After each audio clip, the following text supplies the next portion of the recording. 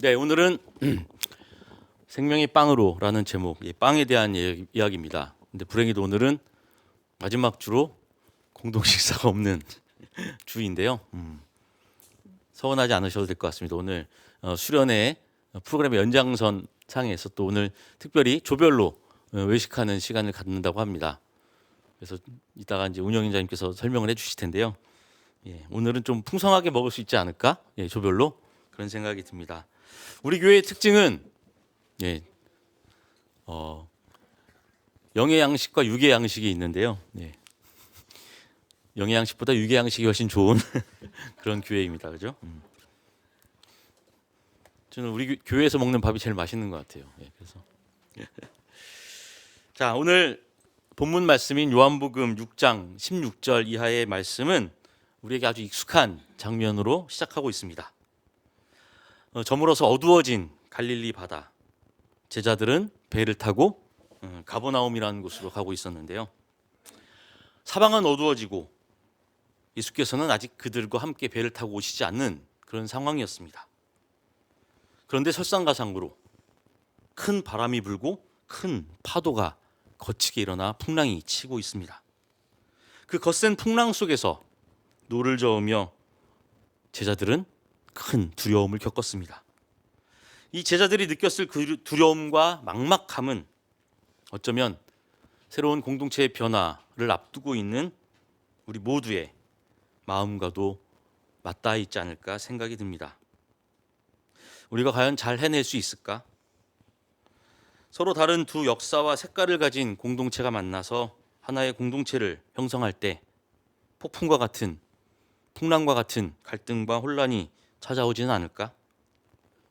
우리가 그토록 신앙의 전통 안에서 간직해왔던 우리 공동체의 정체성을 잘 유지하고 우리가 부끄럽지 않은 공동체로 새롭게 거듭날 수 있을까? 이런 생각들을 하게 될 것입니다. 하지만 우리는 기억해야 합니다. 이 거친 파도를 헤치고 두려워하는 제자들에게 다가오신 예수께서는 이렇게 말씀하셨습니다. 두려워하지 말아라.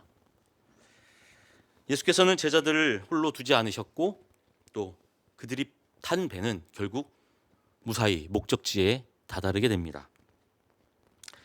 우리가 지금 겪고 있는 이 일련의 과정 속에서 우리는 역시 풍랑을 뚫고 나아가고 있습니다.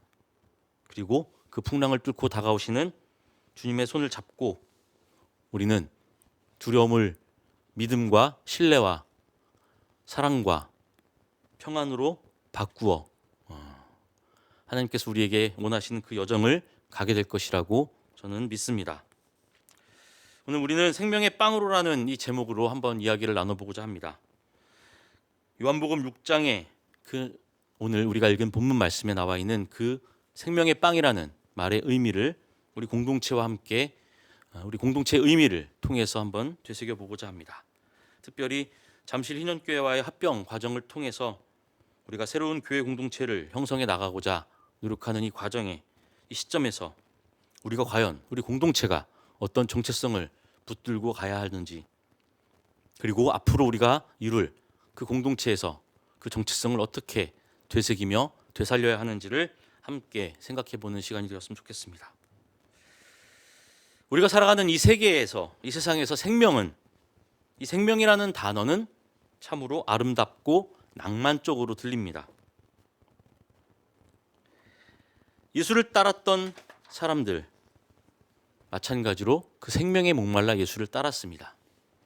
이 세상은 이 생명이라는 가치 속에서 희망을 품고 희망을 간직하며 살아가고 있는지도 모르겠습니다. 하지만 그 내면을 자세히 들여다보면 이 생명이라는 것은 사실 그렇게 낭만적이지 않습니다. 오히려 아주 냉혹할 정도로 치열한 순환 속에서 존재하는 것이 바로 생명이기 때문입니다.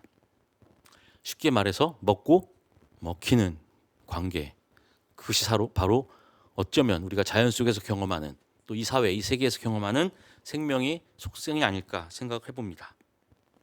이미 꽃 피운 생명과 이제 꽃 피울 생명 사이에 그 주고받음이 곧 생명이기 때문입니다. 하나의 새로운 생명이 태어나고 성장하기 위해서는 어쩔 수 없이 또 다른 생명이 그 자양분으로 희생되어야만 합니다. 우리 이동생 최세미님 가정에 온비 씨가 태어났는데요. 예. 지금 아마 엄마 아빠는 밤새 예, 아이의 생명을 살리기 위해서 예, 잠 못 자고 예, 자신의 모든 에너지와 노력을 쏟고 있을 거라고 생각이 듭니다. 그처럼 한 생명을 살리기 위해서는 온 가정, 온 마을, 온 세계가 자신을 조금씩 내어 주어야만 가능한 것이기 때문입니다. 또 거대한 코끼리가 죽어서 수많은 미생물과 곤충들의 먹이가 되고 그 미세한 생물들이 다시 큰 동물의 자양분이 되는 그러한 먹이 사슬의 법칙이 우리가 살고 있는 이 세계, 이 생태계의 원리이기도 합니다. 우리 인간 사회도 마찬가지죠. 누군가 더 높은 지위, 더 많은 자원, 더 넓은 땅을 차지하면 다른 누군가는 당연히 그만큼 그 기회를 잃고 낮은 곳에 머무를 수밖에 없습니다. 이것이 바로 우리가 살고 있는 이 세계의 구조적인 한계입니다. 제가 학생들한테 얘기할 때 가장 많이 드는 예가 우리 교우님들 아마 거의 모르실 텐데요. 스타크래프트라는 게임이 있습니다. 예. 아시나요? 그러면 이제 맵이 있고요. 그 맵에서 자원을 캐서 서로 이렇게 공장이나 이런 걸 지어서 무기를 만들어서 이제 싸우는 전략 시뮬레이션 게임이라고 하는데요. 그 두 가지 맵이 있습니다. 하나는 연습용 맵인데요. 무한 맵이라 그래요. 자원이 거기 이제 미네랄과 가스라고 하는데요. 그게 무한정 나옵니다. 그래서 소위 장기전이 돼요. 어차피 자원이 한정돼 있으니까 그냥 끊임없는 자원을 통해서 누가 무기를 잘 만들어서 전략만 잘 세우면 이기는 그런 연습용 맵이 있고요. 또 하나는 일반 맵입니다. 자원이 한정돼 있어요. 그래서 누가 어떻게 빨리 정말 더 긴밀하게 전략을 잘 세워서 초반에 혹은 그 상대방을 압박해서 자원을 못 캐게 만드는가가 또 승부를 갈리기도 합니다. 우리가 살고 있는 이 세계는 무한 맵의 세계가 아닙니다. 유한 맵의 세계예요. 사실 그것을 깨닫기까지도 생각보다 그렇게 얼마 되지 않았습니다. 이 지구의 자원 그리고 모든 재화, 우리의 생산물들이 그냥 두면 소위 말해서 시장 원리에 맡기면 다 잘 될 거라고 생각했던 시절이 있었습니다. 하지만 지금은 그렇지 않다는 것을 우리가 너무나도 잘 알고 있습니다. 우리는 한계로 가득 지워진 세계에 살고 있고요. 뺏어야 빼앗기지 않는 그런 세계에 살고 있습니다. 그래서 우리 인간에게는 두려움이 가득합니다. 그리고 그 두 가지 근원적인 두려움이 우리에게 있는데요. 하나는 죽을 수밖에 없다라고 하는 생명의 유한함에 대한 두려움입니다. 그리고 다른 하나는 그 생명을 유지하기 위한 필수 조건인 빵 혹은 우리한테는 밥이겠죠. 그것이 언젠가는 바닥날지도 모른다라는 그 결핍에 대한 두려움이 있습니다. 그래서 우리는 먹고 먹히고 싸우고 빼앗고 뺏기는 세계에 살고 있습니다. 죽지 않기 위해서는 빼앗아야만 합니다. 굶지 않기 위해서는 남의 것을 내 것으로 만들어야만 사는 세계이기 때문입니다. 여기서 빵이라는 것은 우리가 먹는 식량만을 의미하지 않습니다. 돈, 재화, 모든 삶의 기반, 그리고 이 사회로부터 인정받는 모든 가치를 상징하는 말이기도 합니다. 그래서 우리는 이 빵을 얻기 위해서 교육을 받고 노동을 하고 치열하게 경쟁을 하는 것이죠. 그런데 비극은 바로 여기서 시작됩니다. 생명을 살리고 유지하기 위한 수단이 되어야만 하는 빵이 어느덧 우리의 생명을 담보로 잡고 지배하는 목적 그 자체가 되어버린 것입니다. 뭐 다른 말로 하면 자본이 될 수도 있겠죠. 돈이 될 수도 있고요. 먹고 살기 위해 일하던 우리가 이제는 일하기 위해서 먹고 사는 존재로 전락하고 말았습니다. 내 생명을 유지하기 위해서 다른 생명을 희생시켜서 만든 그 빵을 향한 이기적인 욕망이 오늘날의 잔인한 무한 경쟁 사회를 만들어내고 있습니다. 국내적으로나 국외적으로 우리는 그 전쟁 한복판을 지금 살아가고 있습니다. 오늘 본문 22절 이하를 살펴보면 전날 오병이어의 기적을 체험했던 그 무리들이 예수를 찾아 가버나움까지 아주 필사적으로 쫓아오는 그런 모습을 보이고 있습니다. 보리빵 5개와 물고기 2마리로 5천 명을 먹이신 그 예수의 놀라운 능력을 보았으니 당연히 그들의 흥분은 어쩌면 당연한 걸지도 모릅니다. 드디어 우리가 기다렸던 메시아가 왔구나. 이야, 보리떡 5개와 물고기 2마리로 5천 명을 먹이다니. 그 능력이면 이스라엘을 구원하고도 남을 것이다 라고 생각했겠죠. 그들은 그 예수를 보며 과거 광야에서 하늘의 만나를 내려주었던 모세를 떠올렸습니다. 아, 이 사람만 붙잡으면 평생 빵 걱정은 없겠구나. 우리의 결핍과 두려움을 한 번에 해결해 줄 진짜 왕이 나타났구나. 그들은 아마 이렇게 부푼 희망을 가졌을 것입니다. 그래서 그 부푼 희망을 안고 필사적으로 예수를 쫓아왔던 것입니다. 하지만 예수께서는 그들에게 아주 뼈아픈 돌직구를 던집니다. 내가 진정으로 너희에게 말한다. 너희가 나를 찾은 것은 그 표징을 보았기 때문이 아니다. 빵을 먹고 배가 불렀기 때문이다 라고 말입니다. 예수의 이 말씀은 오늘날 우리를 향한 아주 무서운 경종이기도 합니다. 군중들은 예수의 사역, 그 활동 가운데 하나님 나라의 표징을 보지 못했습니다. 오히려 그저 자신들의 배를 불러줄 그 썩어 없어질 양식만을 보고 쫓았던 것입니다. 그들이 원한 것은 내일도, 모레도, 한 달 뒤에, 1년 뒤에도 내가 원하는 만큼 쌓아두고 소유할 수 있는 축적의 빵이었을 뿐입니다. 그들이 원하는 것은 하나님 나라가 아니라 그저 부강하고 부유한 메시아 왕국일 뿐이었습니다. 다윗의 왕국이죠.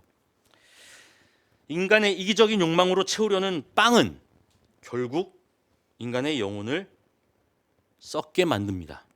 마치 과거 광야의 만나가 하루라도 소유하기 위해서 보관하면 바로 썩어버리는 것처럼 말입니다.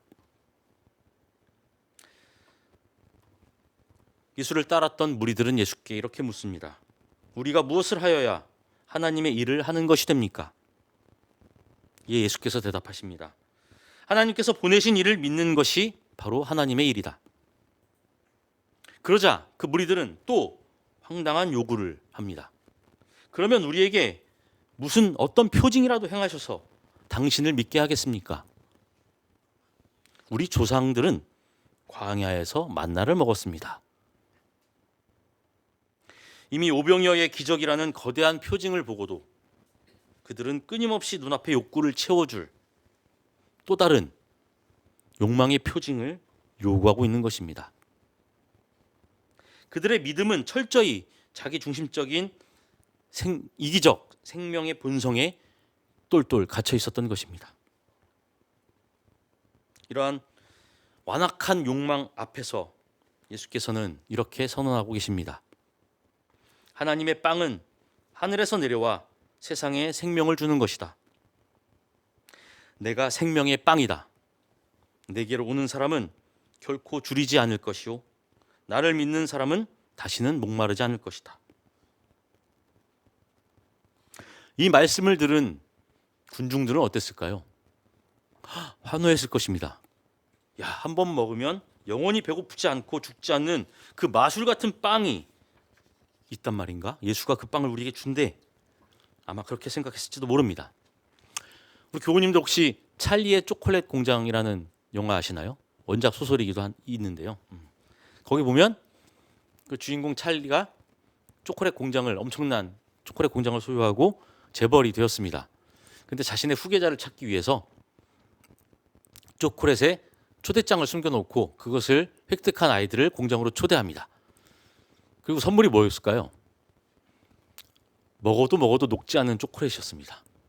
그것을 갖기 위해서 많은 사람들이 그 티켓을 갖기 위해서 노력을 하고 결국 선택된 아이들이 공장에 초대를 받아 공장을 둘러봅니다. 그러면서 이 찰리는 봅니다. 여기서 내 후계자가 될 사람이 누구인가? 결국 누가 됐을까요? 자신의 것을 나눌 수 있거나 혹은 가난하고 힘들지만 마음이 따뜻한 아이가 결국 초콜릿 공장의 후계자가 됩니다. 영원히 녹지 않는 영원한 초콜릿을 구하는 수도 있었겠지만 찰리는 그 마음은 초콜릿 공장을 오히려 망하게 할 것이라고 생각했던 것이죠. 아마 비슷하지 않았을까 생각이 듭니다. 예수께서는 이렇게 말합니다. 여기 맛있는 빵이 있으니 원하는 만큼 가져가라가 아니라 내가 바로 그 빵이다. 나 자신을 너희를 위한 빵으로, 너희를 위한 생명의 자양분으로 내어놓는다라고 말이죠. 그들이 예상했던, 그들이 기대했던, 혹은 그들이 알아들은 의미와는 전혀 다른 차원의 대답이었습니다. 사실 오병이어의 기적은 단순히 예수가 초자연적인 능력, 초능력을 보여준 사건이 아닙니다. 한 아이가 자신의 작은 빵을 먹을 것을 기꺼이 내어놓음으로써 그 기적은 시작되었고, 궁극적으로는 온 인류를 위해서 자신의 살과 피를, 빵과 포도주를 내어놓은 예수 그리스도의 운명을 드러내주는 표징이었을 것입니다. 이 세상의 빵은 나의 생명을 위해 타자의 희생을 요구하지만 하나님의 빵은, 생명의 빵은 세상의 생명을 위해서 나 자신의 희생을 말하는 것입니다. 선포하는 것입니다. 세상의 빵은 소유하고 쌓아두려 할 때 썩어버리는 그런 빵이지만 하나님의 빵은 기꺼이 떼어 내어줄 때 온 세상을 살리는 그런 영원한 생명의 양식이 됩니다. 사랑하는 들꽃님들, 이제 우리는 두 교회가 하나가 되어서 새로운 공동체를 형성하는 그 문턱에 와 있습니다. 이 시점에서 우리는 스스로에게 본질적인 질문을 한번 던져보면 좋겠습니다. 우리는 왜 합병을 하려고 할까? 우리가 형성할 이 새로운 공동체의 정체성은 무엇일까? 만약 우리가 더 큰 교세를 위해서, 더 안정적인 재정과 공간이라는 환경을 위해서 교회라고 하는 빵을 얻기 위해 이 길을 선택한 것이라면 그것은 결코 하나님의 일이 될 수 없습니다. 우리 공동체가 추구하는 선교와 연대의 방향이 그저 우리만을 위한 안위와 생존을 위한 그 빵을, 금세 썩어 없어질 빵을 구하는 데만 머물러 있다면 우리는 가버나움에서 예수를 쫓던 그 기복을 추구하는 군중들과 다를 바가 없을 것입니다. 예수께서 우리에게 보여주신 정체성은 너무나도 분명합니다. 우리는 빵을 요구하는 자들이 아닙니다. 우리는 도리어 세상에 빵을 내어주고, 아니, 세상을 위해 빵이 되어주는 사람들입니다. 생명이 이기적이고 자기 중심적인 본성을 가지고 있다는 것은 어쩔 수 없는 사실입니다. 하지만 역설적으로 그 생명을 지탱하기 위해서 스스로를 내어주는 이타적인 성향 또한 우리 안에 존재하고 있다는 것. 그래서 우리는 모두 살리는 존재들이라는 것 또한 우리는 잊지 말아야 합니다. 그리스도를 향한 우리의 믿음, 그 신앙은 바로 그 이타적인 가능성, 자기 중심으로부터 벗어나 우리 밖으로 향할 수 있는 그 가능성을 열어주는 하늘의 힘입니다. 새롭게 출발할 우리 공동체는 이제 세상의 논리를 거스르는 생명의 빵으로서의 공동체가 되어야만 합니다. 우리 스스로가 소금이 되어서 메마르고 부패한 이 사회 속에 신앙의 진정한 맛을 되살려야 합니다. 우리 스스로가 누룩이 되어서 불의하고 차가운 이 세상 속에서 정의와 평화, 생명의 반죽을 부풀려야만 합니다. 서로 다른 두 공동체가 만나서 하나가 될 때 내 주장, 내 권리, 내 기득권이라는 빵을 고집하는 것이 아니라 상대방을 위해서 나를 먼저 내어주는, 예수께서 우리에게 직접 자신의 피와 살을 내어주신 그 성만찬의 신비가 우리 가운데 먼저 일어나기를 바랍니다. 누군가 우리를 향해 이 척박한 시대에 영원히 배고프지 않을 참된 생명과 평화가 어디 있을까라고 물을 때 새롭게 태어날 우리 공동체가 우리의 삶과 우리의 활동과 우리의 몸으로 우리가 바로 그 그리스도의 빵입니다. 우리를 가져다 세상을 위해 나누십시오라고 대답할 수 있기를 바랍니다. 눈앞의 이익과 현실적인 두려움 때문에 우리를 생명의 빵으로 부르신 하나님의 그 거룩한 소명을 우리는 잊지 맙시다.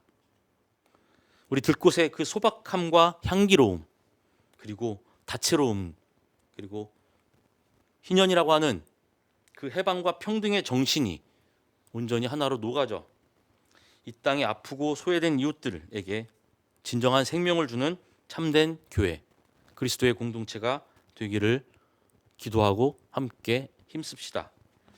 우리가 추구하는 가치와 노력이 온전히 하나님의 일이 되기를 바랍니다. 우리 스스로 빵이 되어 세상을 살리는 생명 공동체로 함께 걸어갑시다. 잠시 말씀을 기억하며 침묵하겠습니다.